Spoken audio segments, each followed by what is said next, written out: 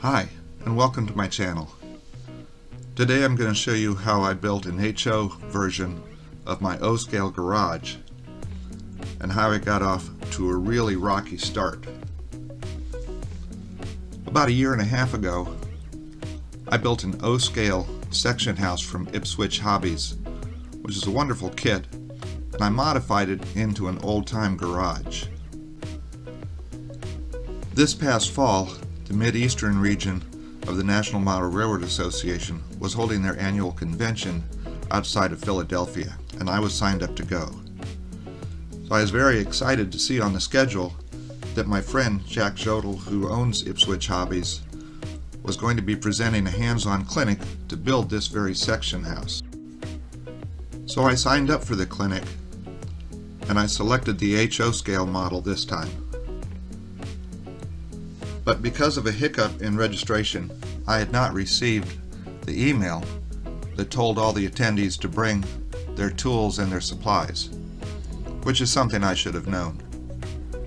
So I showed up to the clinic empty-handed while everyone else had their toolkits with them. But I was fortunate Jack had brought some extra tools for people like me, and I was sitting next to a friend of mine who allowed me to use his glue. I was also very tickled to see that in his presentation, Jack had used a couple photos of my build of his kit, along with some others, when he was showing people how to construct it. So using an X-Acto knife, the glue, and some stain that I had borrowed, I managed to cobble together a somewhat simple structure, but still it was a good starting point. I was able to bring this back home, and once I got back to my workbench, I felt at home again and was able to use all of my tools to resume construction of this kit.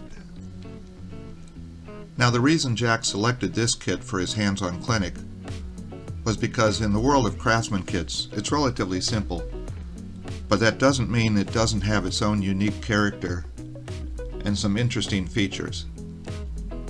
And you can build a nice structure out of this, whether you build it as it's supposed to be or you modify it. I started gluing back on some of the trim pieces that I would have had trouble getting right with just the tools I was using in the clinic. And this is where taking the clinic from the man who designed the model comes in handy. The little 3D printed vent there had a box on the bottom, and he explained that in the building they would actually have a fan in there that would create the draft. And that's something that I never would have guessed just by looking at the part. So I went ahead and cut a hole in my roof for it, and then made a notch in my roof beam in order to support it. Then the next thing I started working on was the rolled roofing. And this could be tar paper, and it was unclear whether it went vertical or horizontal on the original structure. After painting the tar paper various shades of gray, I went ahead and sanded the edges of them and then laid them out horizontally.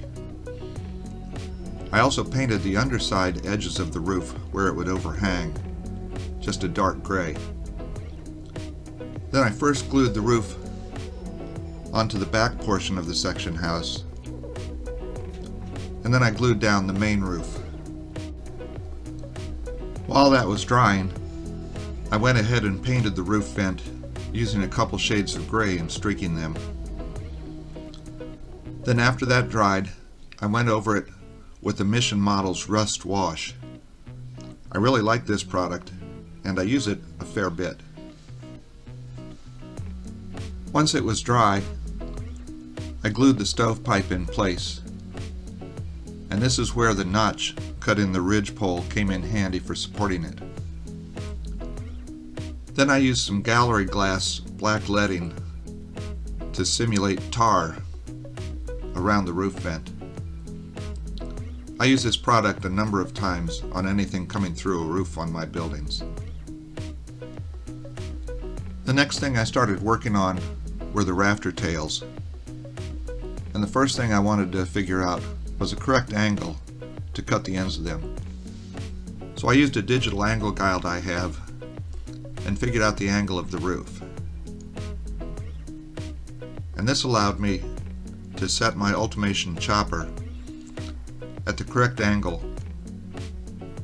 So I was now able to cut all of the rafter tails, and the angle that was on the end of them would be the correct angle to go up underneath the roof when I glued them in place. And one thing I like to do is put down a piece of tape and draw on it the spacing for my rafter tails. Then I can just put the structure upside down, and that shows me where each one is going to go.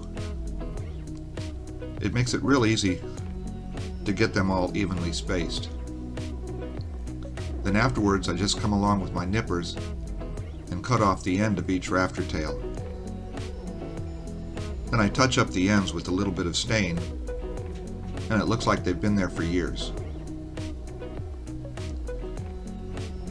I did the same thing on the back of the shed, but in this case I had to put the tape on the building since it wouldn't lie flat.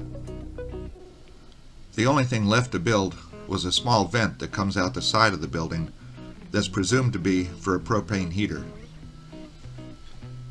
Now I was ready to start weathering my building, where I like using artist pigments to get a variety of shades.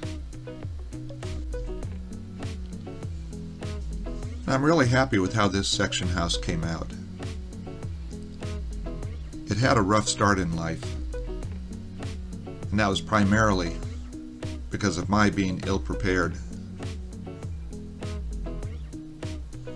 But fortunately, with the help of a friend